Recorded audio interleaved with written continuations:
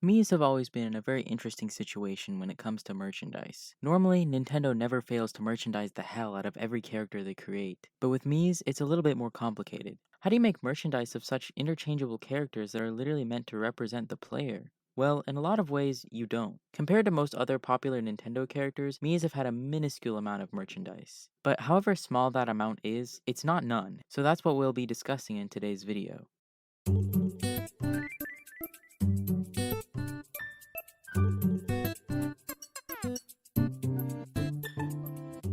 I'm going to be going over every single piece of Mii merchandise that I can possibly find. Now, I'd like to emphasize that every single piece I can find does not mean every single piece there is, as a lot of this merchandise was exclusive to Japan and had rather limited sales. So there's a very high chance that there's some stuff that I will just miss. If there's something you know of that I didn't mention, please share it in the comments below. Also, huge shout out to Tumblr user promostuff-art for helping me a bunch with research for this video. I'll link their blog in the description. First of all, let's talk about soundtrack CDs. While not so popular in the US, in Japan CDs are still the primary way that people purchase and listen to music, and of course, this includes game soundtracks. On Nintendo's now defunct rewards program, Club Nintendo, they released several video game soundtracks on CD. Some of these soundtracks were from Mii games, those games being Pilot Wings Resort, Wii Fit, and Tomodachi Collection. As far as I'm aware, these CDs didn't have any special songs or anything, they were just direct rips of the soundtracks.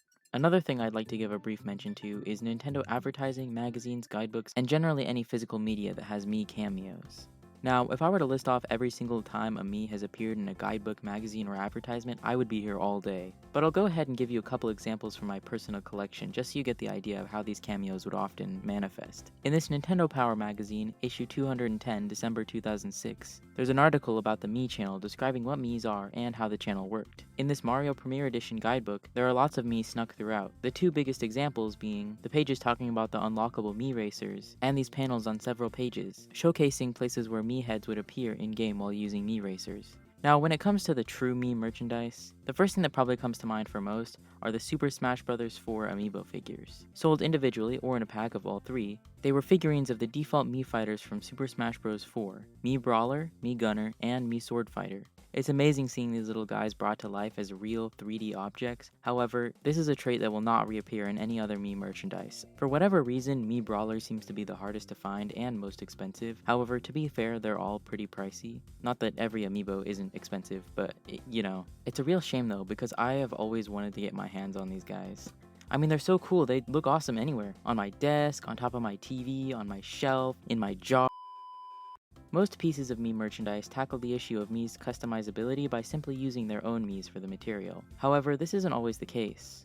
There have been several instances where you were able to buy products with your very own Mii on them. There was, at one point, a custom Mii keychain available on the We No Ma channel. According to this blog post, which I will link in the description, this item was given away during the last month of the We No Ma channel being up, in April of 2012. 100 people each week would be able to win a custom keychain of their Mii, and I'm assuming this campaign went on for at least a few weeks. In order to enter, you would have to play this memory game with your Miis, and if you won, you'd get a coin, which you could then use on the slot machine, and if you won that, you would get the prize. This keychain would have been made in very limited amounts, so there's not much information about it. I mean, I wasn't even able to find a single image of one outside of the promotional material. Another thing relating to We No Ma is this calendar. I was only able to find one website hosting images of this item, so we don't really know much about it. But this line on the pamphlet translates to something along the lines of, "Congratulations on winning," so it may have been some sort of sweepstakes prize similar to the keychain. The way this pamphlet seemed to thank the recipient for using We No Ma makes me think this giveaway also related to the closure of the service. Unfortunately, we can only see this one page of the calendar, but it looks to showcase screenshots from the game. While we're still on the topic of We No Ma, I'd like to mention one last thing. This Mii stationery. They had stickers, stamps, and washi tape. The stamps came in two sizes, small and large. The small stamps only came in black, but the larger stamps had multiple colors to pick from. I'm not sure if it would just be your Mii's favorite color or if you got to pick it yourself. For some reason, it seems like a lot more people ordered the stamps than any of the other stationery available on We No Ma, or at least more people posted about them. Doing research for this video, I encountered a lot of old blogs where people talked about and shared pictures of their own custom Mii stamps.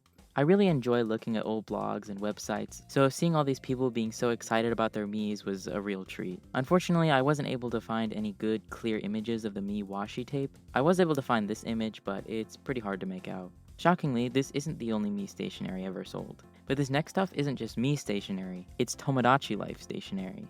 There's Tomodachi Life file folders, pencil boxes, sticker sheets, ruler sets, sticky notes, and a picnic blanket. But I assume all of these items go together considering their similar designs and color palettes and the fact that they are all stationery related.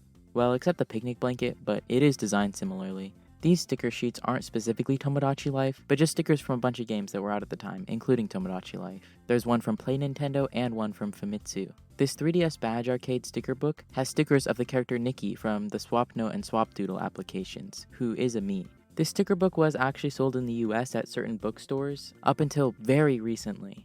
I don't know exactly when they stopped selling them, but I believe it corresponded with the 3DS and Wii U's eShop closure. Here's this sticker sheet, presumably from Germany as that's the language on the sheet. I also found another piece of German merchandise, this absolutely horrifying Mii paper cutout mask. And actually, while we're on the subject of Mii masks, I found this one listing for a promotional mask of a Mii, but I can't find any information about it. Although the title kind of implies that it has to do with the Wii's release, I really don't know. Another item, presumed to be promotional material for the Wii, is this shirt with the quote, "We're building an army." Man, can we make this a real thing? The army? You know what? Actually, I propose we build an army of Mii fans and storm Nintendo's headquarters. We'll hold all the staff hostage and force them all to play Wii music until they give us a new Tomodachi Life game. Sorry about that. Let's move on to merchandise only available at conventions and events. There's this lanyard with the Mii logo on it from Gamescom, as well as this 3DS lanyard with what looks to be Wii Party Miis on it. Kind of an odd choice considering that Wii Party is, a Wii game, but whatever. I wish I could add more commentary here, but they're literally just lanyards. I don't know what you want me to say. There's also this t-shirt from the 2007 Game Developers Conference, featuring Miis of Iwata, Miyamoto, and Reggie on the front, and a bunch of Miis on the back, including the default Mii boy, oddly enough. And that's all the convention merchandise I'm aware of, so let's move on to the next category, books. This one might not really count as merch, but in 2011, in celebration of Golden Week, a week from April 29th to May 5th containing multiple Japanese holidays, Nintendo did a promotion teamed up with the Japanese talent management company Yoshimoto, where Miis of celebrities under their management would be distributed via Street Pass by Nintendo employees walking around in Tokyo, Nagoya, Fukuoka, and Sapporo. During this promotion, they gave out these super cool booklets filled with Mii QR codes. There have been other promotional booklets, but if I'm being honest, none of them are nearly as interesting as this one, and this video would take me another 1,000 years to make if I researched and discussed all of them, so I'm not going to. This next one is just a flex because I literally own it. This is the official Tomodachi Life fashion catalog, released only in Japan as a Club Nintendo reward. There are about 80 pages including 24 different models wearing a variety of outfits from the game. The last 2 pages contain QR codes for all the models that appeared throughout the book. Also, since this book came out like 10 years ago, the ages of the Miis here are really funny. Like, this Mii is supposed to be a toddler, but he's literally like 12 now. I'd also like to highlight that they all have catchphrases, most of which are pretty uninteresting, like, "that's right" or "okay," but this guy just says, "Oh, I was at the gym." Absolutely iconic. I love him. Okay, now let's talk about guidebooks. When I say there is a guidebook for every single Nintendo game ever made, I'm exaggerating, but only a little bit.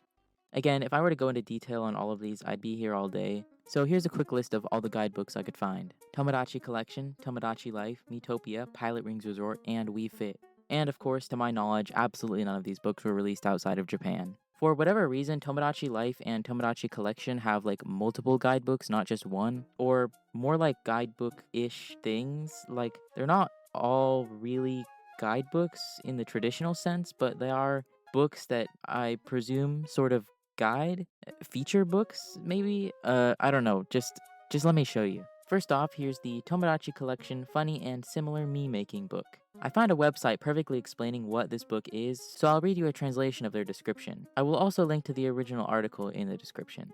This guidebook explains techniques for creating Mii avatars for fans of Tomodachi Collection. Tomoko Ogawara, a professional portrait artist, gives tips on how to create Mii avatars that look exactly like people close to you or people you admire. In addition to how to create a Mii, the book also includes examples of Miis by Mrs. Ogawara and a total of 606 items that can be used to decorate the Mii. For those who want to play Tomodachi Collection to the fullest, this book is a must-have reference. This website also has some scans of a few pages, although the image quality is too low for me to translate them. Also, interestingly, the Tomodachi Life fashion catalog has a Mii named Tomoko. It makes me wonder if she was named after this Tomoko. Next, we have the Tomodachi Life Interior and Fashion Coordination book. This book, or more accurately, magazine, was a, quote, Famitsu special appendix. Famitsu being a Japanese gaming magazine.